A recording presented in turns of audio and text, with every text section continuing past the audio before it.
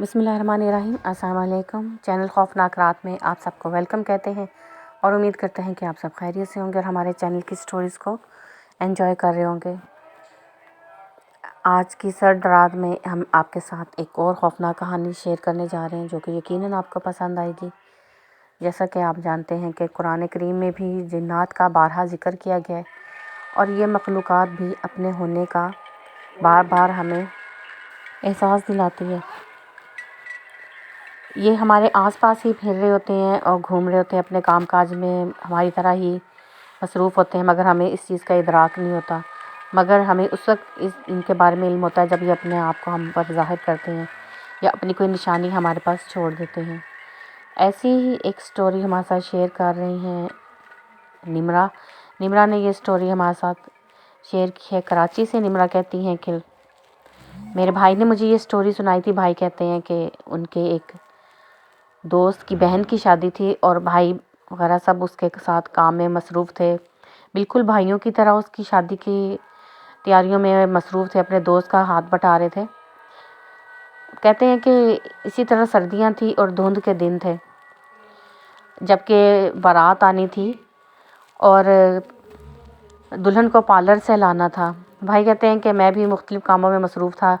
اس سے پہلے میں مختلف گیسٹ وغیرہ کو میں نے ریسیو کیا اور اس کے بعد میرے دوست نے مجھ سے کہا کہ جاؤ دلہن کو پارلر سے لے آؤ۔ وہ کہتے ہیں کہ میں پارلر کی طرف چل پڑا۔ کہتے ہیں راستے میں ایک ویران جگہ آئی تو میں نے دیکھا کہ وہاں پر میرے ایک دلہن کھڑی ہے، ایک اور لڑکی کھڑی جس نے ہاتھ کے اشارے سے مجھے رکنے کا اشارہ کیا، اور وہ ہاتھ کا اشارہ اس نے اس طرح سے کیا کہ جیسے وہ بڑی تکلیف میں اور بڑی مصیبت میں اور میری مدد چاہ رہی ہو۔ میں نے ازراہ ہمدردی جب گاڑی وہاں پر روک دی تو وہ لڑکی جب میرے قریب آئی، میں چونکہ اس کو دور سے پہچان نہیں پا رہا تھا، بس اس کا لباس لال مجھے نظر آ رہا تھا، تو کہتے کہ جب وہ لڑکی قریب آئی اور میں نے اس کا چہرہ دیکھا تو وہ تو میرے دوست کی بہن تھی۔ میں بہت حیران ہوا کہ وہ ایک دم سے یہاں پر کیسے پہنچ گئی ہے۔ اس کا پارلر تو کافی آگے تھا جہاں پر ہم نے اس کو چھوڑا تھا۔ تو وہ کہنے لگی کہ مجھے اس نے ہمارے ہی ایک کزن کا نام لیا کہ وہ مجھے گھر لے کر جا رہا تھا، مگر اچانک سے گاڑی خراب ہو گئی ہے اور وہ مجھے یہاں پر چھوڑ کر گاڑی کو ٹھیک کروانے کے لیے گیا۔ میں بہت حیران ہوا کہ ایسا کیسے ہو سکتا ہے، ایسا تو ممکن ہی نہیں ہے، مگر میں اس کو وہاں پر موجود پا کر میں کچھ اور کہہ بھی نہیں سکتا تھا، میں سوچ بھی نہیں سکتا تھا کہ اس طرح سے وہ کوئی اور مخلوق ہوگی اور وہ مجھ سے جھوٹ بول رہی ہے۔ یہ ایک بہت ہی عجیب سی بات تھی، مگر میں اس پر یقین کرنے پہ مجبور تھا کیونکہ وہ میرے سامنے کھڑی تھی اور میرے سامنے اس طرح سے بندہ تصور بھی نہیں کر سکتا کہ جو کچھ ہمارے ساتھ ہو رہا ہے وہ کوئی ایسی بات ہے جس کو ہم کبھی بھی فراموش نہیں کر سکیں گے۔ وہ میرے سامنے تھی بالکل کھڑی ہوئی۔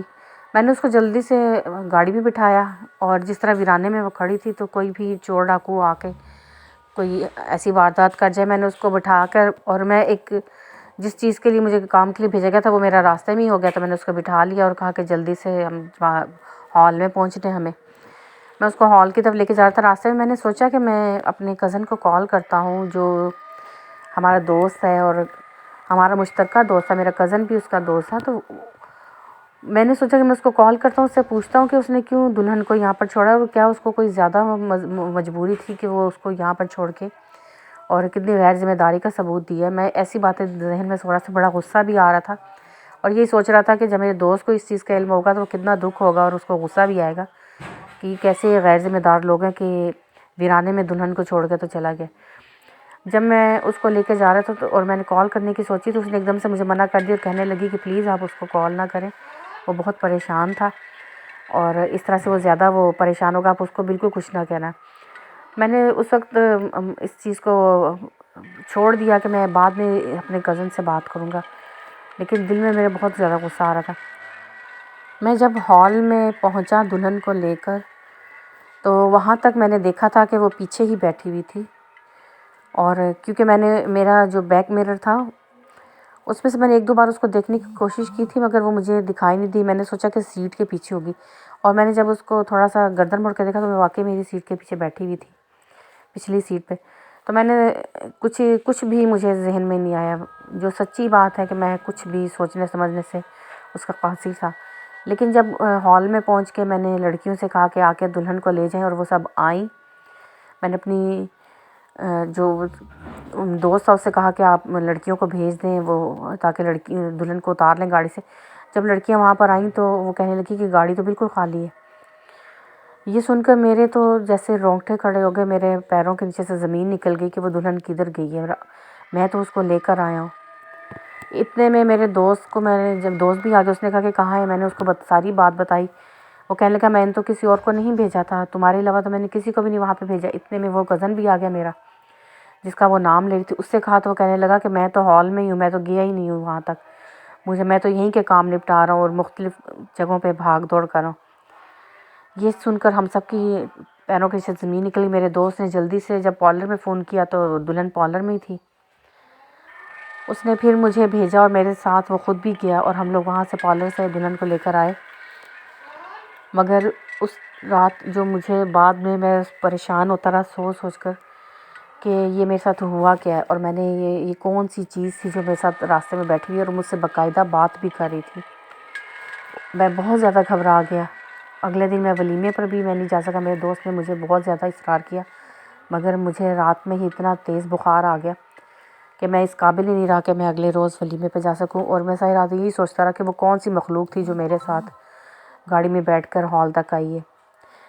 بہت شکریہ، آپ نے اپنی کہانی ہمارے ساتھ شیئر کی. اور واقعی ایسا ہی ہوتا ہے کہ بار یہ مخلوقات ہمیں مختلف طریقوں سے گھیرتی ہیں اور ہمارے ذہن کو ایسا کنٹرول کرتی ہیں کہ ہم کچھ بھی سوچنے سمجھنے سے قاصر ہوتے ہیں، اور اسی طرح سے یہ ہماری زندگیوں کو افیکٹ کرتی ہیں.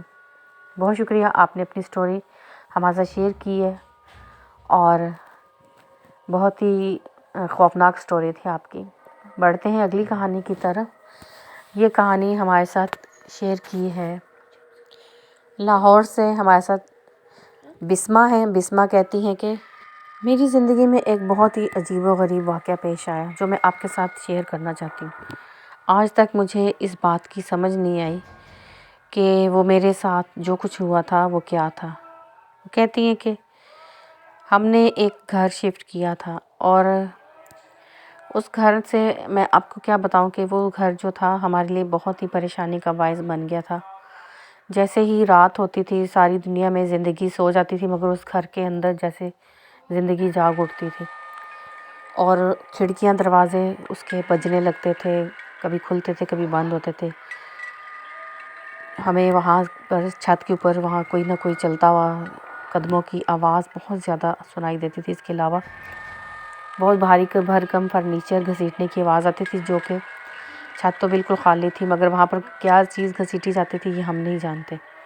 کئی بار ہم نے یہ سوچا کہ شاید کوئی چور آ گیا، یہ سوچتے ہوئے ہم لوگ کافی خوفزدہ ہوتے تھے. مگر ڈیلی ایسا ہونے لگا تو ہم نے سوچا کہ چور روزانہ تو نہیں آتے.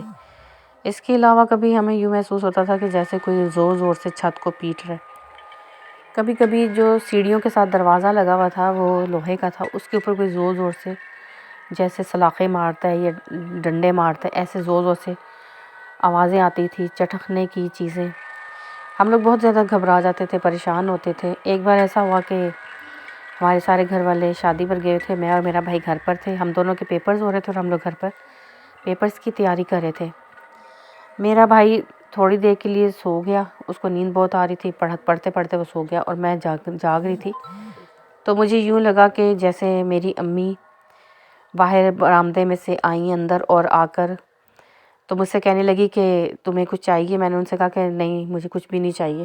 تو کہنے لگی کہ میں جا رہی ہوں کچن میں اور تمہارے لیے چائے بنا کر لاتی ہوں. میں نے امی سے کہا ٹھیک ہے، آپ میں بھائی کے لیے بھی بنا کر لے آئیں. تو امی کچن میں چلی گئیں چائے بنانے کے لیے. ایک دم سے مجھے خیال آیا کہ امی تو شادی پر گئی ہوئی ہیں، پھر یہ کون تھا. اس نے باقاعدہ اس مخلوق نے مجھ سے بات کی. میں جب اٹھ کر گئی کچن میں تو میں نے دیکھا کہ وہاں پر کوئی بھی نہیں تھا، اور ابھی ابھی میں نے خود سے امی کو دیکھا تھا. امی نے وہی کپڑے پہنے ہوئے تھے جو صبح پہنے ہوئے تھے. امی کہاں چلی گئی، میں آواز دے رہی تھی امی امی کہتی ہوئی میں سارے گھر میں گھوم رہی تھی کہ میرا بھائی بھی اٹھ کے آ گیا. کہنے لگا کیا ہوا. میں نے اسے جب ساری بات بتائی تو کہنے لگا تمہارا دماغ خراب ہے، امی تو صبح سے شادی پر گئی ہوئی تو کیسے گھر پر آ سکتی ہیں. میں آج تک نہیں اس بات کو جان سکی کہ وہ کون تھی، اور میں نے باقاعدہ ان سے بات کی تھی. اس کے بعد ہم دونوں بہن بھائی ہم نے کھانا گرم کیا جو امی چھوڑ کر گئی تھیں، بنا کر گئی تھیں. وہ ہم نے اس کھانا گرم کر کے کھایا، اور بھائی اپنی پڑھائی میں لگے اور میں اپنی پڑھائی میں. تھوڑی دیر کے بعد وہی سلسلہ شروع ہو گیا چھت پر اسی طرح سے کوئی، آج سر شام ہی سلسلہ شروع ہو گیا تھا کہ کوئی چھت پر کوئی زوردار قدموں سے چل رہا ہے اور جیسے کوئی گھسیٹ رہا ہے کوئی چیز۔ ہم لوگ بہت زیادہ ڈر رہے تھے اور ہم لوگ انتظار کرتے کہ ہمارے گھر والے جلدی آ جائیں، کیونکہ جیسے جیسے اندھیرا چھا رہا تھا ہم لوگوں کی گھبراہٹ بڑھتی جا رہی تھی کہ ایک دم سے یوں لگا کہ جیسے سیڑھیوں والا دروازہ کھلا ہے اور بند ہو گیا۔ ہم لوگ بہت زیادہ گھبرا گئے کہ یہ کون ہے جو سیڑھیوں والی سائڈ سے نیچے آ رہا ہے۔ بھائی نے تھوڑی سی ہمت کر کے جب سیڑھیوں والی سائڈ پہ گیا اور 2-3 سیڑھیاں چڑھ کے جب اس نے دیکھا تو اس نے ایک سفید کپڑوں میں ایک عورت کو وہاں پر کھڑے ہوئے دیکھا جس کے بڑے بڑے بال تھے، اور اس کے علاوہ اس نے کچھ بھی نہیں دیکھا۔ کہتے ہیں کہ وہاں پہ کوئی لمبے بالوں والی عورت کھڑی تھی اور اس کے کپڑے عجیب سے تھے جن پہ خون لگا ہوا تھا۔ یہ چیزیں دیکھ کے بھائی چیختا چلاتا آیا اور اس نے میرا ہاتھ پکڑ کے ہم لوگ برآمدے والی سائڈ سے باہر نکل گئے۔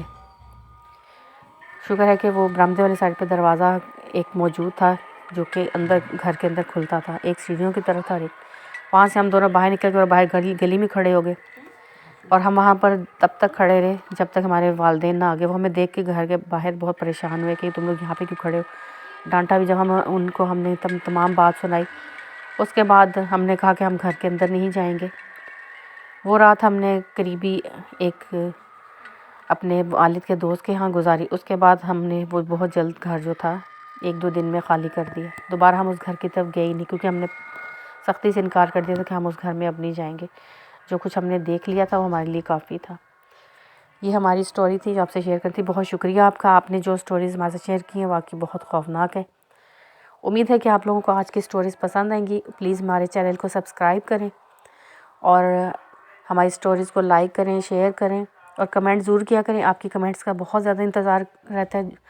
بہت شکریہ ان لوگوں کا جو کمنٹ بھی کرتے ہیں اور ویوز بھی دے رہے ہیں، ان سب کا بہت بہت شکریہ جو ہمارے چینل کو سپورٹ کریں، اپنی سٹوریز بھی ہمارے ساتھ شیئر کریں۔ آپ بھی اپنی سٹوریز ہمارے ساتھ شیئر کریں۔ ہمارا واٹس ایپ نمبر آپ کی اسکرین پہ آ رہا ہے۔ اس کے علاوہ آپ کمنٹ باکس میں بھی اپنی سٹوریز لکھ سکتے ہیں۔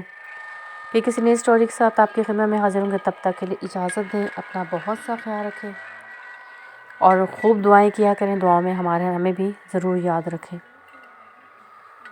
ٹیک کیئر، اللہ حافظ۔